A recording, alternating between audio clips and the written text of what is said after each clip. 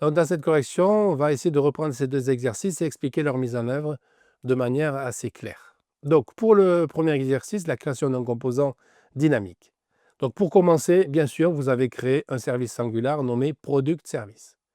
Ce service, il contient quoi? Eh bien, une liste de produits sous forme de tableau d'objets.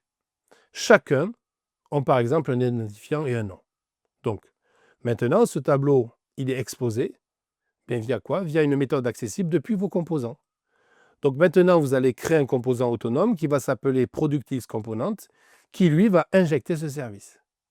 Donc ce composant va récupérer la liste des produits, il va l'afficher dynamiquement sous la forme d'une liste HTML par exemple. Donc vous avez aussi dû ajouter un bouton qui va vous permettre d'ajouter un produit fictif à cette liste et afficher en haut le nombre total de produits grâce à une interpolation simple.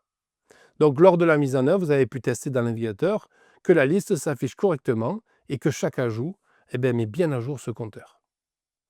Pour l'exercice 2, la navigation et le routing avec Angular, pour la navigation, vous avez activé le système de routing Angular. Vous avez configuré les deux routes principales, Home et Product, qui correspondent à la page de détail d'un produit. Donc dans votre composant liste, vous avez ajouté un lien sur chaque produit qui va rediriger vers la page de détail correspondant, bien sûr, à l'identifiant du produit.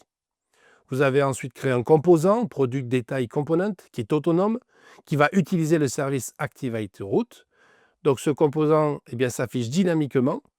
Donc l'identifiant va apparaître et va pouvoir l'enrichir afin d'afficher par exemple d'autres informations qui est liées à ce produit. Donc vous avez pu tester la navigation entre les pages, mis à jour dynamiquement l'URL, récupérer aussi les paramètres pour afficher les bonnes données. Donc, n'hésitez pas maintenant à revoir vos fichiers, product, service.ts, product list, component.ts, etc.